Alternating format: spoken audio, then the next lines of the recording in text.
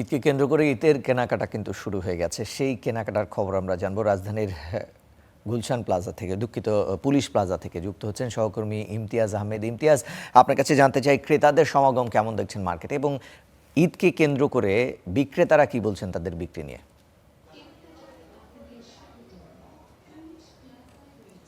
ঋষান, ঈদকে কেন্দ্র করে কেনাকাটা শুরু হয়ে গেছে, কিন্তু আসলে জমে ওঠেনি এখনো। কারণ যেহেতু এখনো রমজানের প্রথম দিকেই রয়েছে, মোটামুটি মাঝামাঝি দিকে গিয়েই কিন্তু ঈদের কেনাকাটা মোটামুটি জমে ওঠে। বিশেষ করে পোশাকের কেনাকাটাগুলো প্রথম দিক থেকে থাকলেও কিন্তু প্রসাধনী কিংবা অন্যান্য যে আইটেমগুলো রয়েছে ঈদকে কেন্দ্র করে যে বেচা বিক্রিগুলো বেড়ে যায়, সেগুলো কিন্তু আসলে রমজানের মাঝামাঝি পর্যায়ে এসে, অর্থাৎ 10 রমজানের পরে কিংবা 15 রমজানের পরে কিন্তু জমতে শুরু করে।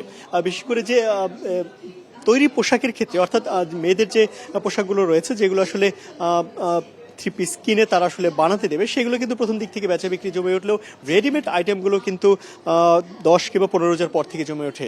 এখন আমি রয়েছে একটি প্রসাধনী সামগ্রীর দোকানে।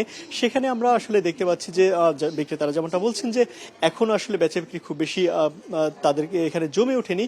কারণ হিসেবে তারা বলছেন যে আসলে প্রথমে পোশাকের দিকে সবার নজর থাকে, পোশাকের কেনাকাটা সম্পন্ন হওয়ার পরেই কিন্তু তারা কসমেটিক্স কিংবা প্রসাধনী সামগ্রীর দিকেই কিন্তু তারা নজর দেয়। তবে এখন যেহেতু আসলে দুপুর সন্ধ্যার দিকে, অর্থাৎ ইফতারের পরে কিন্তু বেচা বিক্রিটা অনেকটা জমে ওঠে। আমরা আশেপাশে অনেকগুলো শপিং মলে কিংবা শপিং বিপণী বিতানগুলোতে আমরা যেমনটা দেখেছি, সবাই একই কথা বলছেন যে সন্ধ্যার পরে, ইফতারের পরে আসলে বেচা বিক্রিটা জমে উঠবে। বিশেষ করে আসলে যে কসমেটিক্স সামগ্রী কিংবা প্রসাধনী সামগ্রীগুলো রয়েছে, এগুলো কিন্তু নারীরা একটু ঈদের আগ মুহূর্তেই কিনতে চান, কারণ তাদের পোশাকের সঙ্গে সমন্বয় করে, ম্যাচিং করে অনেক কিছু আসলে বিষয় থাকে, সেগুলোর সঙ্গে আসলে এটা অনেক বেশি কানেক্টেড থাকার জন্যই কিন্তু তারা আসলে শেষ মুহূর্তে এগুলো তারা কেনাকাটা করতে চান। আর কোন প্রসাধনীগুলো, যেহেতু এবার ঈদটা একটু গরমের মধ্যে পড়েছে, সবাই একটু হালকা প্রসাধনীর দিকে ঝুঁকছেন। অনেক ক্রেতাদের সঙ্গে আমরা কথা বলেছি, তারা আসলে হালকা প্রসাধনীর দিকেই বেশি আগ্রহ প্রকাশ করেছেন।